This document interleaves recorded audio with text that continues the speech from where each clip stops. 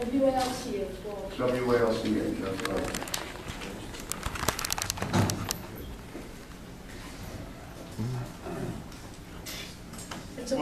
It's a pleasure to be here.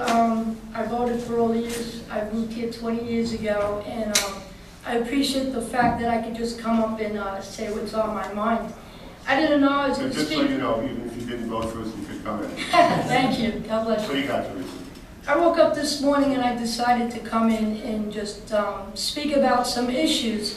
What I've noticed since I moved up here is that there's a lot of cancer in the area. Where are you living? Okay, I live in Syosset. I live over by north of Zero Wire. I live, let me see, there used to be a restaurant called Caracalla. If anybody ate that, I live right in back of Caracalla. On Jericho Turnpike? I live on Jericho Turnpike. Okay, through the years, I've talked to people who have had children with cancer, different people with cancer, and I just noticed a trend. I've been doing research for years and, you know, just tinkering a little bit, reading some reports. And some people have contacted me. There was a woman named Beatrice Lee Winter in the 90s, and she did some work. And she was on 2020. She spoke about the breast cancer. Susan Komen did research about breast cancer also, and they started the fund. They noticed breast cancer. What we're noticing now is there's also pancreatic cancer, and there's also leukemia, and also a cancer trend. I have a list of a few people who died, but the list, it goes on and on. I'm meeting tons of people, and it just seems to be coming out. Some people say there's a national trend, but unfortunately we're noticing a higher trend. And, you know, this scares me, all right? Some of the names of the people who can't speak for themselves: Phyllis Spiner, she lives in Evelyn Lane. This is just south of Zero Wire. Kenneth Kavanaugh, Evelyn Lane. Johnny Torres, Brian Drummond, Connie Emma, Edward Barry, Joseph Caroli, Mary Bedford, Peter Swanson, Marge McCormick. These people all live on Evelyn. There's also a street called Sunbeam. Okay, what happened is there's a lot of people on Sunbeam. Almost the whole block has pancreatic cancer. And we don't know why. We want to figure out why. Nobody knows why, okay? Where I live, where Caracalla used to be, where they had that tragic fire, Bill Stone Street, my neighbor, he died of cancer on March 19th. He had brain cancer. My neighbor, Andy Fromia, he has 2 cancers. He has lymphoma and prostate cancer. Diane Johnson, cervical cancer. I had breast cancer 2 years ago. I'm a survivor. You did yourself? Yes. Bill Dykeman, leukemia. Randy Portnight, brain cancer, breast cancer. Like I said, I jotted this down when I woke up. And I'm like, people have contacted me. Leonora Ciccio, her father, mother, sister, cousins, lived right off of Jericho. They all died of cancer. And Holly Wynn O'Brien, she lived on Candy Lane. Her dad died of cancer. Paul Jesser moved to Candy Lane. His mother died of breast cancer. His sister died of breast cancer. Bonnie Haley, she lived on Edward Lane, graduated 74. Her mother, her brother, her sister, and it goes on. I'm not going to go on. You understand the gist of it. My concerns, unfortunately, there's things that do scare me at night, that do keep me up. And you know what happened? They called me from the hospital. My mother's dying. We have to disconnect her today. It's a fact of life. But it occurred to me when I woke up, I need to put a voice on people who can't speak for themselves. And that's why I'm here. I'm here with good intention. Because of these things that I noticed, I realized sometimes issues slip through the cracks. I applaud all of you and everything you do, but sometimes issues fall through the cracks. What I'm noticing is the Zero Wire site is still toxic. Supervisor Yavoli back in the 90s said that you cannot cap the landfill without cleaning up Zero Wire. It was clean to a degree, but it's not clean totally, and there's evidence to support this. The Zero Wire site had millions of tons of cancer-causing waste illegally dumped for almost a decade. That's not to mention the dumping that was there from the 50s until the 80s that was legally. You gotta realize times have changed. People might not have realized back then. We live in a different society today. It's happening everywhere. Yeah, technology has shown us that many of the things that our parents and grandparents did, and did with good intention, obviously are causing problems. We understand it. You're correct, Supervisor. Okay, people in the area are dying and getting cancer at an alarming rate. We now have a trend of our children dying. Our children are dying. I talk to people every day. They live in the area of the landfill in Cerro Iron, and their kids are dying. Okay, I told you Susan Coleman did research. This does not even address the high levels of the pancreatic cancer and the leukemia in the area. The town of Oyster Bay, from what I understand, you're monitoring the site, but I'm not going to go into that area right now. We need to do research. The EPA has listed a higher threshold for cancer outside of South Grove School. The report, this is the EPA report, also acknowledges that the staff at the South Grove is at risk from exposure. But what upsets me, the report doesn't even mention the disabled children there. My son has cerebral palsy. He was supposed to go to South Grove. He went to Robbins Lane. There's children from Robbins Lane getting sick, and that scares me. I think about that at night. You know, but that's the EPA. I would hate to be the person to tell a parent that his child is going to die of cancer when I could have prevented it. That scares me. That keeps me up at night.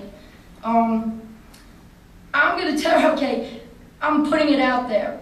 I feel that when the residents voted for no more, I voted for no more, okay?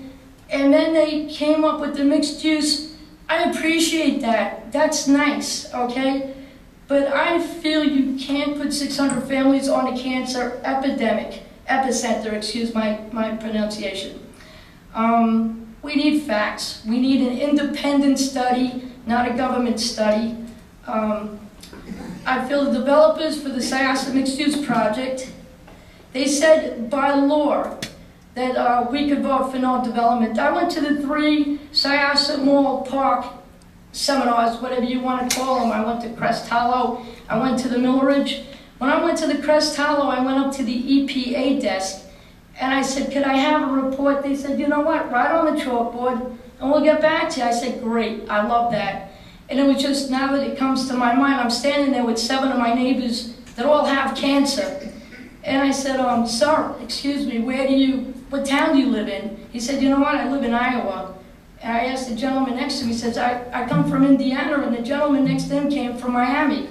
I said, okay, thank you.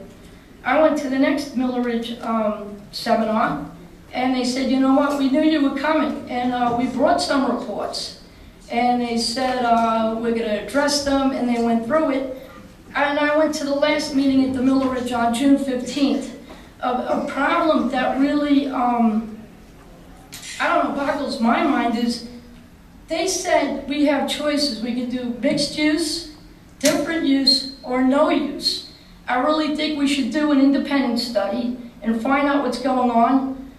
We're unaware. Technology changed, like you said. It's changing times. Our parents did stuff with the environment that now we have to suffer with. I think we need an independent study.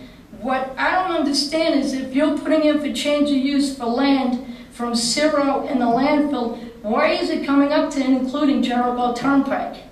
I live on Jericho Turnpike where Caracalla used to be in a 5-acre piece of property right on Jericho.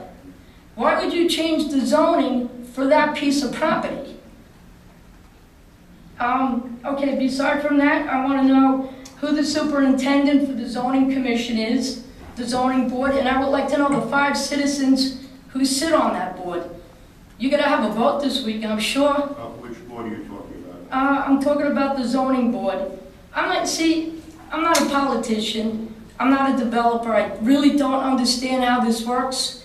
But there's going to be a vote to change the zoning for Cerro Wire and the landfill, and it's coming up and including where I live. If I'm understanding you correctly, you're looking at, we are the ultimate zoning arbiters in the town of Oyster Bay.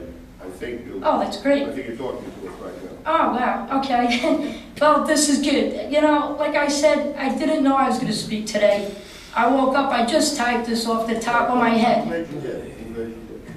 I think we can be, I'm looking out at Messrs. Mayor and elsewhere. We don't, Theresa, I don't think in all the time I've been sitting here, I ever said to a resident, it's not my job. I despise those three words. We're elected by you, and if we can't help, then we send you someplace where you can get the help you need. I don't believe we have the wherewithal to address all of the issues that you just raised. However, I think we can give you a pretty healthy start. I think we have a lot of data and information at our disposal that might make you feel better. It may make you feel worse, too. I'll find out. That's right. Thank you. Know. What I would like to do is, you can, if you have more to say, please continue, but what I'd like to do, there are two gentlemen, actually three people out there who are in a position to help. I'm going to ask you after today, I don't want you to make this your life's work, but if you can work out a mutually convenient time, I would like you to meet, we'll meet at your, someplace near you, or whatever's convenient. And I think then you could have a much smaller circle and really exchange a lot of dialogue that might allay some of your anxiety. Maybe it'll make it a little bit worse, I sure. don't know. But at least you can start make informed choices, informed decisions, and get a sense of, you know, where, because for example, in terms of coverings and, you know, I mean, there's a lot of information we may have, again, that might make you feel better or may not make you feel happy at all, but I'd like to start with that after today. But for the moment, you are talking to the zoning board that will ultimately pass upon whatever uses to be made of that property. Okay, so, I appreciate you putting out there that we could open dialogue. That makes me feel better. I would like to know why the zoning would come all the way up to include the property I live on. I live on the property right in back of where Caracalla used to be. Right. Why would you include the property I'm on? But we're not. I know, that's why I see that it's falling through the cracks and nobody realizes. No, it's not falling through the cracks. We're not at the stage yet, right? See, well, our job is, if someone owns a piece of property in this town, right, and they want to do something pursuant to our zoning code, they come before us with a plan, and we pass or play on the plan. We don't say, we're not the ones who say, hey, you want a piece, Theresa, you want a piece of property, we're going to tell you what you do with it. Right. That's not the way it works. Theresa has a piece of property. She comes to the board and says, this is what I'd like to do with my property, and I want to make sure it's lawful and acceptable and what have you to the duly elected, you know, zoning board of the town. And that's what's going to happen here. So I don't really know. I've heard all about, you know, mixed use and what is it being called? Syosset Park. Syosset Park. I've heard about some of the ideas but all of those ideas that are under discussion, I assume will culminate ultimately in a plan which will be submitted to the town of Oyster Bay to review, and there'll be ample opportunity, and I mean ample opportunity, full and fair opportunity in terms of public meetings, community meetings, meetings right here in this room, where the Theresas of the world and anyone who speak for or who also wants to be heard can certainly make their opinion known. It's a very long, arduous, well thought out process. So all of that lies ahead, and I want you to be comfortable knowing that nothing's happening without you knowing about it. I appreciate that. As far as what you're saying about the land coming up to Jericho Turnpike, that's just confusing a little bit. I don't know. Can anybody help me out there? There's no pending applications. Yeah, well, we have no application, but obviously there's dialogue that Theresa has heard that is disturbing her, and maybe she shouldn't be upset. I don't know. You know, we could probably discuss it in another point. Let's do it. Let's do it. You know, I really think maybe we could have kind of a private discussion, not get into it. But I'd really like to just put out there is, I'm a little north of the development. I think it's an oversight that they would change that zone. I didn't think that they meant to. I think it might have been a mistake. But maybe they could reevaluate and just not zone my area for the change of use. Zone behind me, but there's residents that live there. We have cancer and you know, and from what I've read about the laws, we have a right to be at the zoning meeting. We have a right to oppose it if we want. I don't oppose what's south of me as long as it passes an independent study. And you're all nice people. We'll discuss it, but you didn't know. I woke up today and now you know. Yes, and I appreciate it. And I think I you're right. appreciate everything. I like the suggestion that you'll be less inhibited when you're all together without 1,000 people listening to you. And Exactly. It's not the time. It's not the place. well, whether it is or isn't, I think it's a better time and a better place if you can do it within a quiet setting of a comfortable office or whatever, Right. conference area, and then you can work directly one-on-one. Before you leave, just raise your hand. Just leave a way to communicate with that gentleman, and he'll have his people with him. Thank you. And I think you'll probably get a lot of information. I'll probably get some sleep at night. Well, yeah, there may be a nightmare or two in there too. I don't know. I hope not either, but at least you'll be informed. And I think that's important.